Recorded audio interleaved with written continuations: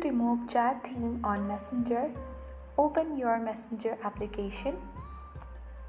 Make sure to sign into your Messenger application's account. Then open the chat that you want to remove the chat theme of. Once you open, tap on the eye icon at the top right corner of the screen. Once you reach here under customization, tap on theme. Now on this themes, you need to scroll all the way down, and under the colors and gradients, you just have to tap on the sky blue color or the default theme which is at the bottom left corner of the screen. Then after previewing this classic or the default theme, you need to tap on select button, and as you can see that we have removed the chat theme on Messenger.